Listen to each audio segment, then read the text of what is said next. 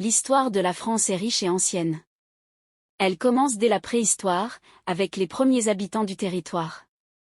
Plus tard, vers -600 avant Jésus-Christ, le pays est peuplé par les Gaulois, un peuple celte. En -51, la Gaule est conquise par Jules César, général romain. Elle devient alors une province de l'Empire romain. Après la chute de l'Empire romain d'Occident en 476, un roi nommé Clovis fonde le royaume des Francs. C'est le début du Moyen Âge. Au cours des siècles suivants, plusieurs dynasties se succèdent, dont celle des Capétiens à partir de 987. Au XIVe siècle, la France est confrontée à la guerre de 100 ans contre l'Angleterre. Une figure importante de cette période est Jeanne d'Arc, qui aide à libérer le royaume.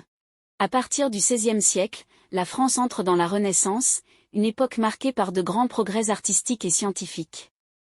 Mais c'est aussi une période troublée par les guerres de religion entre catholiques et protestants. En 1598, le roi Henri IV met fin au conflit avec l'édit de Nantes. Au XVIIe siècle, Louis XIV, le roi Soleil, renforce le pouvoir royal et fait de la France une grande puissance. Au XVIIIe siècle, les idées de liberté, d'égalité et de justice se développent. En 1789, la Révolution française éclate. Elle met fin à la monarchie absolue et proclame les droits de l'homme. Le roi Louis XVI est exécuté en 1793. En 1799, un général nommé Napoléon Bonaparte prend le pouvoir. Il devient empereur en 1804 et conquiert une grande partie de l'Europe. Mais après sa défaite à Waterloo au XIXe siècle, la France connaît de nombreux changements de régime, monarchie, république, empire. En 1870, après une défaite contre la Prusse, la Troisième République est proclamée. Puis vient le temps des grandes guerres. De 1914 à 1918, la Première Guerre mondiale fait des millions de morts.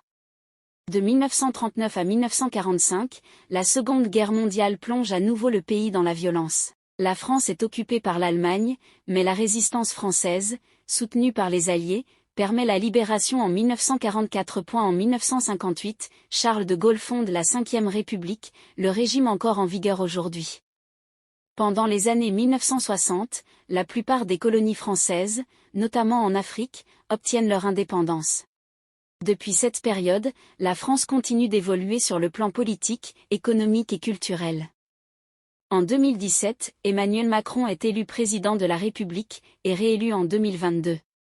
Aujourd'hui, la France est une grande démocratie, membre de l'Union européenne, avec une influence mondiale.